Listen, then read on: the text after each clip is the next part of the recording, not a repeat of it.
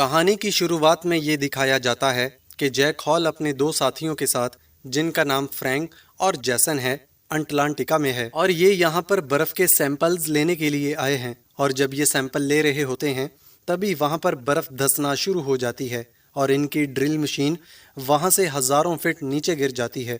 दरअसल यहाँ पर बर्फ की एक बहुत लंबी, गहरी और चौड़ी खाई बन चुकी है और अभी तक उन्होंने जो सैंपल्स लिए हैं वो बर्फ की खाई के उस तरफ हैं।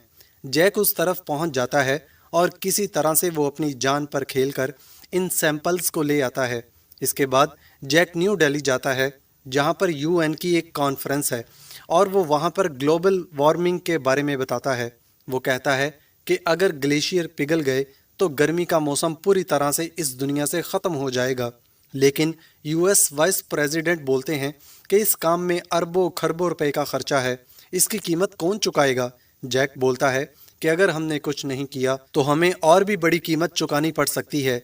बर्फीली चोटियां बहुत तेजी के साथ गायब हो रही हैं और जो आखिरी छोटा सा बर्फ का टुकड़ा टूटा था, इसका साइज एक पूरे शहर के बराबर था। लेकिन जैक की बात को यहाँ पर ज्यादा तवज्जो नहीं दी जाती क्योंकि इस काम में बहुत ज्यादा खर्चा होता है। वहीं दूसरी तरफ ये दिखाते हैं कि मौसम में अब बहुत तेजी के साथ बदलाव आना शुरू हो जाते हैं।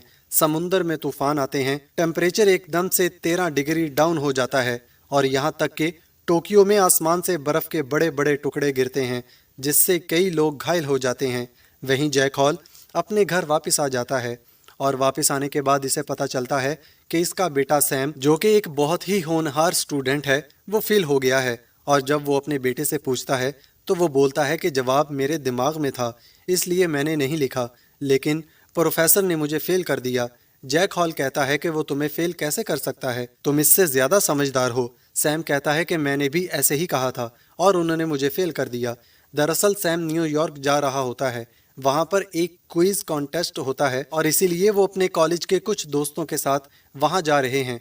और जब वो फ्लाइट पर होता है तो एक बहुत जोरदार तूफान आता है और ऐसा लगता है कि अब इनमें से कोई भी नहीं बचेगा। लेकिन कुछ ही देर बाद प्लेन स्टेबल हो जाता है और ये न्यूयॉर्क पहुंच जाते हैं।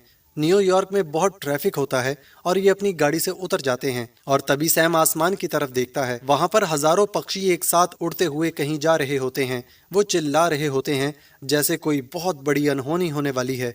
वहीं दूसरी तरफ प्रोफेसर टेरी रेप्सन को दिखाया जाता है। ये एक आशनोग्राफर हैं, यानी कि जो समुद्र के मौसम का ध्यान रखते हैं, और ये जैक हॉल के साथ दिल्ली में जो यूएन की कॉन्फ्रेंस हुई थी वहां पर भी थे। और ये देखते हैं कि जहां समुद्र में पहले एक जगह 13 डिग्री सेल्सियस तापमान कम हुआ था, जो इन्हें ऐसा लग रहा था कि वो किसी यंत्र की खराबी के कारण हुआ था, लेकिन अब वो तापमान लगातार कम होता हुआ आगे बढ़ता ही जा रहा है। दरअसल 4 अलग अलग जगहों पर दिखाया जाता है कि 13 डिग्री सेल्सियस तापमान कम हो चुका है और ये एक बहुत बड़ी बात होती है। इतनी जल्दी इतना तापमान नहीं गिरता और वो जैक हॉल को कॉल करते हैं। वो कहते हैं कि जैसा तुमने कहा था कि ग्लेशियर पिघलने से उत्तर ही पूर्व महासागर की दाहराहों पर असर पड़ेगा, लगता है वो असर पड़ना शुरू हो गया। जैक इस बात से हैरान होता है। वो कहता है कि हमारे जीते जी ऐसा नहीं हो सकता था, इसके लिए अभी बहुत साल बाकी हैं। और वो इस ईमेल को चेक करता है जो इसे प्रोफेसर रेप्सन ने भेजी होती है। वो कहता है कि ऐसा पिछले 10,000 सालों में कभी नहीं हुआ। और उसके बाद मौसम विभाग ये जानकारी देता है कि 70 किलोमीटर प्रति घंटे की स्पीड से लॉस एंजलिस में हवाएं चलती हैं और यहाँ पर एक बहुत बड़ा बवंडर आ सकता है। और ये दिखाया जाता है कि वहाँ पर ज़मीन से अपने आप ही कई बवंडर बनना शुरू हो जाते हैं और ये सिलसिला कई घंटों तक चलता रहता है। और जब तूफान बवंडर थमते हैं तो ये दिखाया जाता है कि पूरा लॉस एंजलिस शहर तबाह हो चुका है, बर्बाद हो चुका है। और साथ ही साथ लॉस एंजलिस के लिए सभी फ्लाइट्स को कैंसिल कर दिया जाता है। और यहाँ पर अब एक बहुत बड़ी मीटिंग होती है। इस मीटिंग में मौसम विभाग के बहुत सारे लोग होते हैं और साथ ही साथ यहाँ पर यूएस रक्षा कमेटी के लोग और नासा के भी लोग होते हैं। जैक हॉल भी यहाँ पर होता है क्योंकि वो नासा के लिए काम करता है, लेकिन इनमें से किसी को भी इस मौसम के बदलाव की सही जानकारी नहीं होती। तभी जैक बोलता है कि क्या आपने उत्तर अंत महासागर की धाराओं पर ध्यान दिया। वो बताता है कि कल रात मुझे प्रोफेसर रेप्सन का कॉल आया था और इनके मुताबिक धाराएं बदल गई हैं। तभी एक आदमी बोलता है ये कैसे हो सकता है। जैक बताता है कि इन धाराओं का संतुलन नमकीन पानी और मीठे पानी से होता है और ग्लेशियर पिघलने की वजह से कितना पानी समुंदर में गया है इसका आप अंदाज़ा भी नहीं लगा सकते। और मुझे ऐसा लगता है कि समुंदर से नमक का पानी कम हो रहा है और आप अंदाज़ा भी नहीं लगा सकते कि इससे मौसम कितना बदतर हो सकता है। वो इन्हें ये भी बताता है कि प्रोफेसर रप्सन के केंद्र के पास कुछ जानकारी है और वो चाहते हैं कि मैं अपने प्राचीन यंत्र में इस जानकारी को डालकर आगे के मौसम की जानकारी को प्राप्त कर सकूं, जिस तरह से उसने पिछली बार अनुमान लगाया था। लेकिन पिछली बार जैक ने जो अनुमान लगाया था इसके अनुमान के हिसाब से सब 100 साल बाद होना चाहिए था, लेकिन ये बहुत जल्दी हो गया।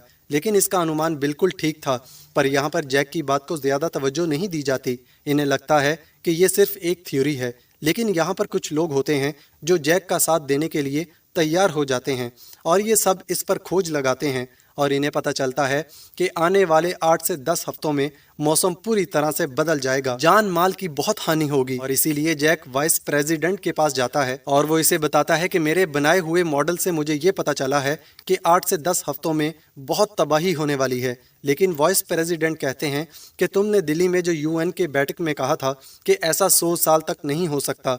जैक बोलता है कि मैं गलत था, हमें शहरों को खाली करवाना चाहिए। वाइस प्रेसिडेंट बोलते हैं कि शायद तुम इस बार भी गलत हो, हम शहरों को खाली नहीं करवा सकते, और वो यहाँ से चले जाते हैं। वहीं दूसरी तरफ ये दिखाया जाता है कि ब्रिटिश रॉयल फैमिली 3 हेलीकॉप्टर में कहीं जा रही होती है और रास्ते में बहुत सारे बादल होते हैं। वहाँ टेम्परेचर लगातार गिरना शुरू हो जाता है और टेम्परेचर इतना डाउन हो जाता है कि हेलीकॉप्टर हवा में जम जाते हैं और वो आसमान से नीचे गिर जाते हैं और ब्रिटिश रॉयल फैमिली पूरी की पूरी बर्फ में दफन हो जाती है। वहीं दूसरी तरफ न्यूयॉर्क के मैनहट्टन शहर में जहाँ पर जैक का बेटा सैम होता है, वहाँ पर बारिश होना शुरू हो जाती है और पानी ज़मीन से भी आना शुरू हो जाता है।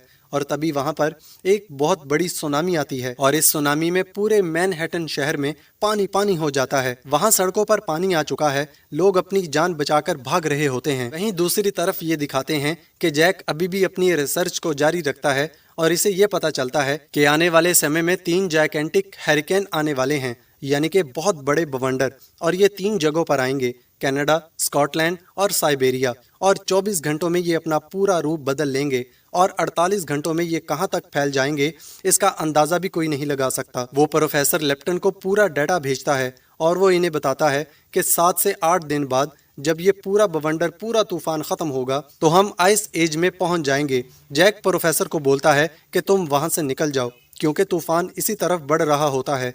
प्रोफेसर बोलते हैं कि अब बहुत देर हो चुकी है। वहीं दूसरी तरफ ये दिखाते हैं कि जैक का बेटा सैम अभी भी न्यूयॉर्क में फंसा हुआ है। वो अपने डैड को कॉल करता है और वो इनसे पूछता है कि ये सब क्या हो रहा है। उसके डैड उसे बताते हैं कि तूफान बहुत जल्दी वहां पर आने वाला है और हालात बहुत बदतर हो जाएंगे और हवा इतनी सर्द होगी कि लोग जमकर मर जाएंगे। यहाँ पर सैम अपने डैड से ज्यादा बातें नहीं कर पाता क्योंकि पानी का लेवल धीरे धीरे बढ़ रहा होता है और वो टेलीफोन बूथ के ऊपर तक आ जाता है और फोन कट जाता है। अब जैक अपने बेटे को लेने के लिए न्यूयॉर्क जाना चाहते हैं, लेकिन इसका साथी बोलता है कि तुम वहां मत जाओ, अगर तुम वहां गए तो तुम कभी भी वापस नहीं आ पाओगे। जैक बोलता है कि मैं पहले भी कई बार बर्फीली जगहों पर जा चुका हूँ। इसका दोस्त बोलता है कि ये वैसी जगह नहीं होगी, इसकी पत्नी भी वहां पर होती है। जैक अपनी पत्नी से कहता है कि मुझे मत रोकना और जैक अपने बेटे को बचाने के लिए न्यूयॉर्क निकलने की तैयारी करता है। तभी वहां पर इसका सीनियर आता है और वो कहता है कि तुम्हें ये सारी बातें प्रशासन को समझानी होंगी। जैक बोलता है कि मैं पहले कोशिश कर चुका हूँ। वो बोलता है कि तुमसे प्रेसिडेंट मिलना चाहते हैं और वो प्रेसिडेंट से मिलने जाता है और वो इन्हें समझाता है कि ये तूफान 7 से 8 दिन चलेगा और तूफान रुकने के बाद यहाँ का टेम्परेचर इतना ही होगा जितना पिछले आइस एज के वक्त था। वो जैक से पूछते हैं कि अब हम क्या कर सकते हैं। जैक इन्हें बताता है कि हम दक्षिण में जितना दूर तक जाएंगे उतना सेफ रहेंगे। प्रेसिडेंट पूछते हैं जो लोग उत्तर में फंसे हुए हैं इनका क्या। जैक बोलता है कि इनको बचाना मुश्किल है, अगर वो अपने घर में रहकर दुआ करें तो यही इनके लिए अच्छा होगा। और ये कहकर जैक वहां से निकल जाता है क्योंकि इसे न्यूयॉर्क के लिए मैनहट्टन शहर जाना है जहां पर इसका बेटा फंसा हुआ है। और अब यहाँ पर प्रेसिडेंट ये डिसाइड करते हैं कि जैसा जैक ने कहा है हम वैसे ही करेंगे। हम सीना को उत्तर में नहीं भेज सकते क्योंकि अगर हमने सीना को उत्तर में भेजा तो शायद वो कभी वापस आ ही ना पाएं। और जंग के दिनों में भी ऐसे ही रूल फॉलो होते हैं, जितने लोगों की जान बचाई जा सकती है उतने लोगों की जान बचाई जाती है। और अब इन्हें लगभग आधे देश को खाली करवाना है।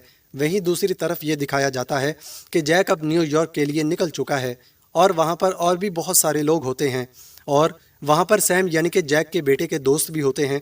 अब यहाँ पर कुछ दिन पहले जो पानी सड़कों पर भरा हुआ था वो पूरी तरह से जम चुका है, वो बर्फ बन चुका है और बाहर कई सारे लोग दक्षिण की तरफ जा रहे होते हैं। और यहाँ पर अंदर ये ऐलान किया जाता है कि सब के सब इनके साथ दक्षिण की तरफ जाएंगे, लेकिन सैम बोलता है कि हमें बाहर नहीं जाना चाहिए, यहाँ पर हालात और भी बदतर होंगे, ठंड और भी बढ़ जाएगी। मेरे पिता मौसम विभाग में वैज्ञानिक हैं, हमें अंदर रहकर इंतजार करना चाहिए। लेकिन सैम की बात को कोई नहीं मानता।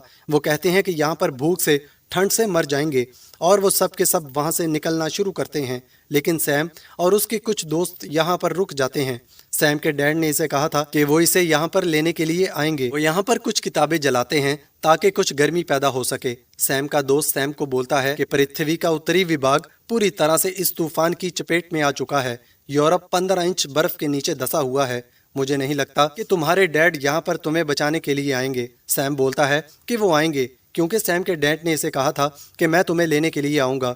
वहीं जैक सैम को लेने के लिए आ रहा होता है। वो अपनी गाड़ी में होता है, लेकिन सड़कों पर बहुत गहरी और बहुत ऊंची बर्फ होती है, इसीलिए गाड़ी जा नहीं पाती और वो अपने उन साथियों के साथ जिनके साथ वो ऐसी जगहों पर पहले भी कई बार जा चुके हैं, अब पैदल आगे चलना शुरू करते हैं। ये बड़ी बड़ी बिल्डिंग्स भी अब बर्फ के नीचे हैं। तभी इनमें जो सबसे पीछे होता है उसके पास जो सामान होता है वो इसे खींचकर आगे ले जा रहा होता है और बिल्डिंग के ऊपर का शीशा टूटकर वो सामान बिल्डिंग के नीचे गिर जाता है और इस सामान के साथ ये सब के सब रस्सी से बंधे हुए होते हैं और एक के बाद एक घिसटते हुए इस सामान के साथ नीचे जाना शुरू करते हैं। लेकिन तभी जैक बर्फ पर हुक लगाता है और ये सब के सब रुक जाते हैं और इसके बाद इन्हें ये सामान छोड़ना पड़ता है और अब ये तीनों के तीनों आगे का सफर तय करते हैं। इनके पास सेफ्टी का, खाने का, पीने का अब कोई सामान नहीं बचा और ये सब बिना सामान के अब आगे का सफर तय करते हैं और अगले 1 घंटे में तूफान न्यूयॉर्क तक पहुंच जाएगा।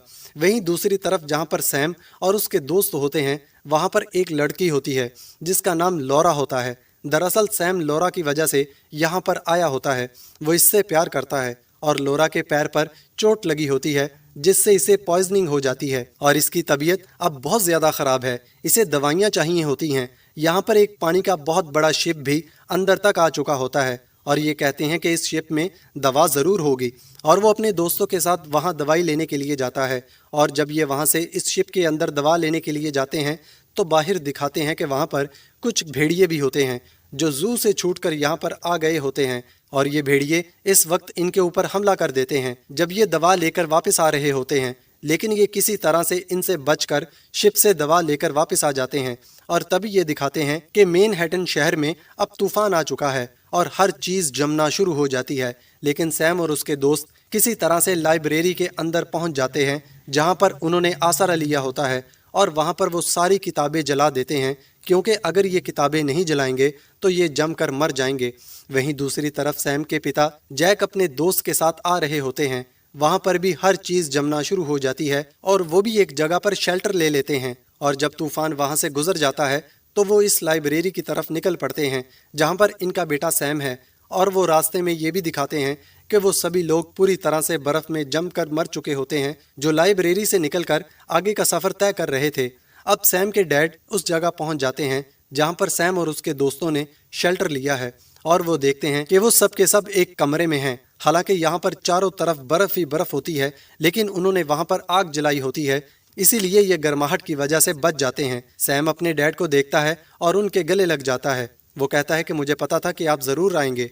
दरअसल सैम के डैड जैक ने इसे कभी भी टाइम नहीं दिया था क्योंकि वो हमेशा अपने काम में व्यस्त रहते थे। लेकिन अब सैम के सारे गिले शिकवे ख़त्म हो चुके हैं क्योंकि उसके डैड अपनी जान पर खेलकर इसे बचाने के लिए यहाँ पर आए। और अब जबकि तूफान थम चुका है तो यहाँ पर हेलीकॉप्टर आते हैं और जैक, उसकी बेटी, सैम और उसके दोस्तों को सबको बचा लिया जाता है। वहीं दूसरी तरफ ये दिखाया जाता है कि वाइस प्रेसिडेंट अब प्रेसिडेंट बन चुके हैं क्योंकि प्रेसिडेंट की इस तूफान में मृत्यु हो चुकी होती है और वाइस प्रेसिडेंट जो कि प्रेसिडेंट बन चुके हैं वो मैक्सिको में होते हैं और वहाँ से अपना भाषण देते हैं। इन्हें अपनी गलती का एहसास भी होता है क्योंकि उन्होंने जैक की बातें नहीं सुनी थी। वो कहते हैं कि हम प्रकृति के साथ छेड़छाड़ करेंगे और प्रकृति हमें इसकी सजा नहीं देगी, ऐसा हो ही नहीं सकता। प्रकृति ने हमें दिखा दिया कि हम इसके सामने कुछ भी नहीं हैं और अब इंसानियत पूरी तरह से बदल चुकी है। जिन देशों को हम कमज़ोर मानते थे उन्होंने इस मुश्किल की घड़ी में हमारा साथ दिया, हमें आसरा दिया और मैं ये बात कभी नहीं भूलूंगा। और इसी के साथ ये फिल्म, ये कहानी यहीं पर ख़त्म हो जाती है। दरअसल इस कहानी से लेखक दुनिया को ये समझाना चाहता है कि ग्लोबल वार्मिंग कितनी ख़तरनाक हो सकती है। अगर हम नेचर को डिस्टर्ब करेंगे तो इसका फल हमें भविष्य में भुगतना पड़ेगा। और इसमें यह भी दिखाया जाता है कि इंसान की नेचर के सामने कोई औकात नहीं है। अगर नेचर अपने आप में आ जाए तो पल भर में पूरी इंसानियत का खात्मा हो सकता है। उम्मीद करते हैं कि ये कहानी आपको ज़रूर पसंद आई।